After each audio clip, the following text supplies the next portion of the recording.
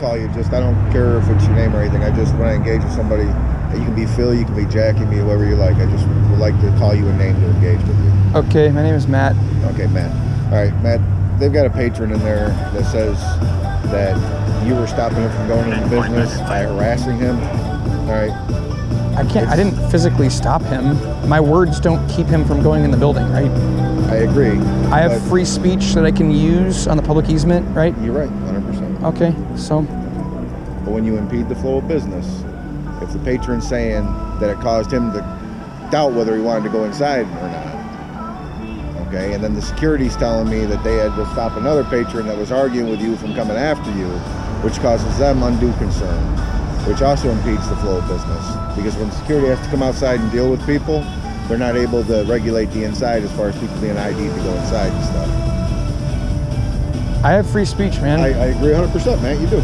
Okay. The problem is when you impede the flow of business. All right, I've talked to you guys before. I talked to you last time, I believe. You weren't the primary person I spoke to. There was another gentleman with a bullhorn, a little bit older. I think that was me. Was that you? Yes.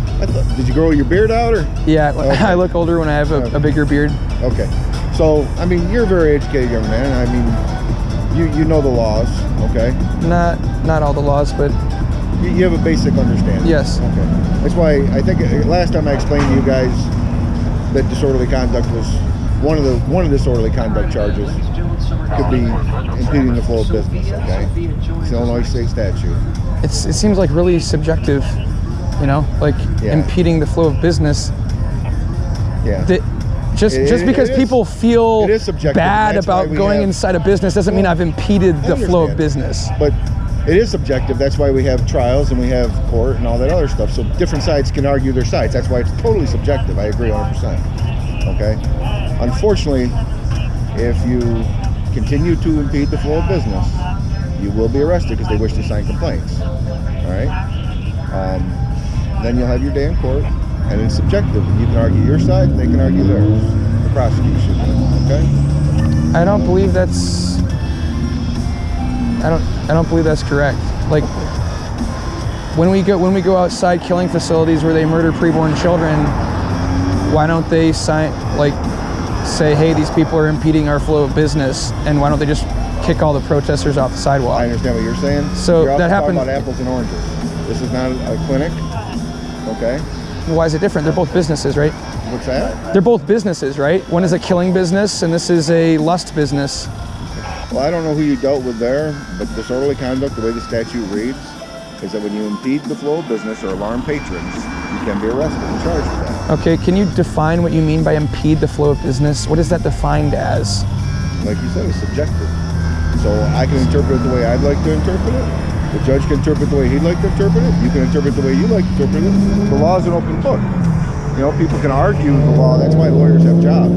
They argue for and against.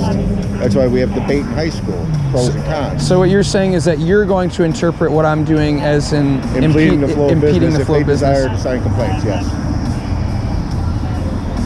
Yeah, you should probably change your view on that and like not prohibit free speech on a public easement. Well, I'm not prohibiting your free speech. You'll be free to speak the whole time. Well, not if I'm like cited for like impeding the flow of business, and then I'm like, well, no, can't do it anymore, right? It won't be for your free speech. It won't be for your speech. It'll be for impeding business, okay? For disorderly conduct charge. Not anything to do with your free speech.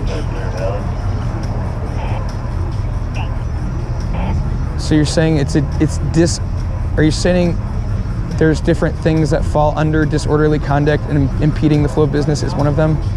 Yes, there's several different kinds of statutes that have for disorderly conduct. One of them could be breach of peace. One can be the impeding of business. One can be false 911 reporting.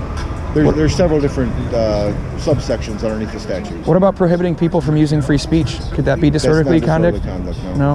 No, that'd be constitutional law. Okay. I'm pretty sure you're aware of that. So, are you saying the Constitution? That's why we have the United States Supreme Court. We have the Illinois State Supreme Court. Okay.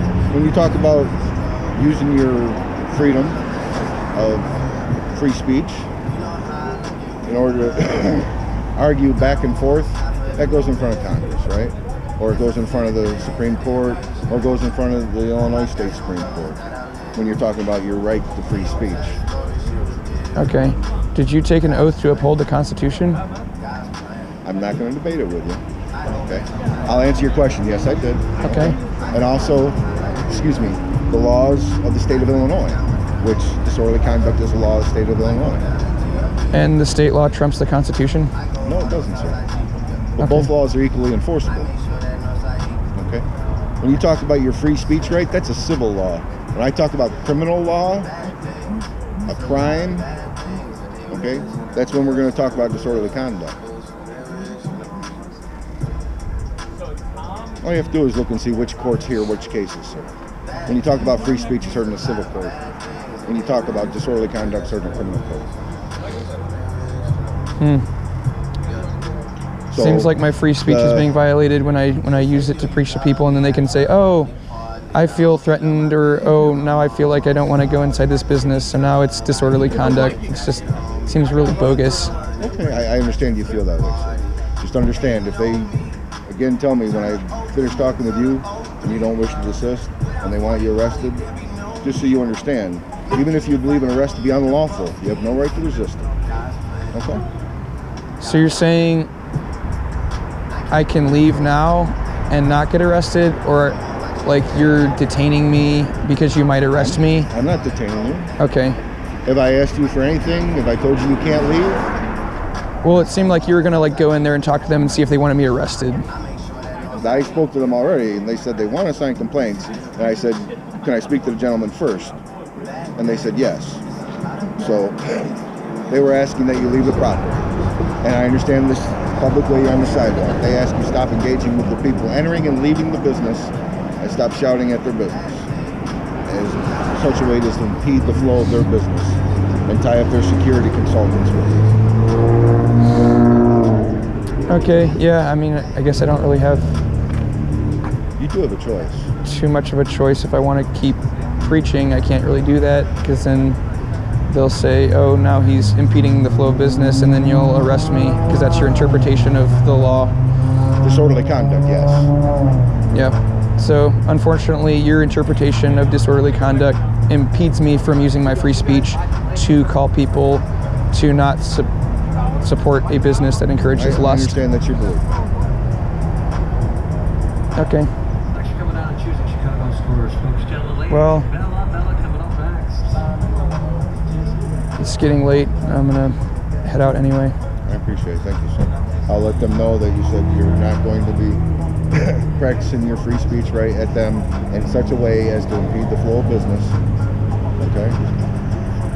I hope you have a better night, sir.